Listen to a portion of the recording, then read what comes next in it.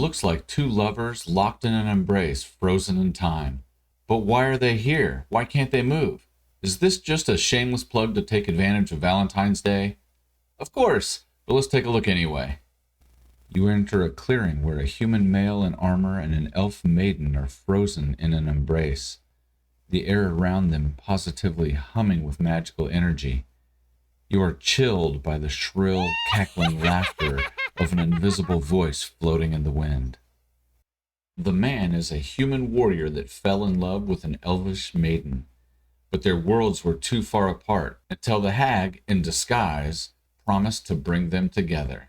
She set up this rendezvous in order to trap the two lovers and bring the prime material plane and the Feywild closer together. The warrior killed the other two hags in the coven, and the remaining hag is trying to use the energy from the colliding of the two planes to bring back her two sisters. The hag also has two blink dogs that she has corrupted that are hiding in the woods and will teleport in when the combat begins. Since she doesn't have her sisters yet, she does not have the full allotment of abilities seen here. However, as she is opening a connection to them, she will have some limited abilities of the first through third level spells. She will be able to cast each of those one time per day. She will begin the combat invisible and will only show herself once the blink dogs have teleported in.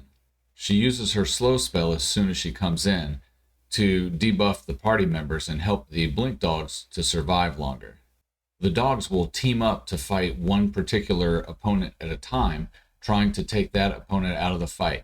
After that, they will team up on another player, prioritizing whoever is doing the most damage to the hag. Next, the hag will use her suggestion and charm person abilities in an effort to take yet another player out of the combat. If the fight is going poorly for the adventurers, then once the hag is down to 50% of her original hit points, you can have her concentration on the colliding of the planes broken, and the human warrior could regain consciousness and mobility and fight with the party. For the warrior, I'm just using this stat block here, but you could certainly use any stat block that you wanted that may make a memorable NPC that could be used later on in the campaign. Hey y'all, I'm Cletus, and for just 12 gold per encounter, I can be your NPC. After the fight, the warrior rewards the party by giving them his mithril half-plate +1 armor. This is his way of saying thanks for saving them. With the hag dead, the effect that is keeping the party locked in the Fey-touched forest area has been lifted, and the party can go back to town or head deeper into the woods to the tomb.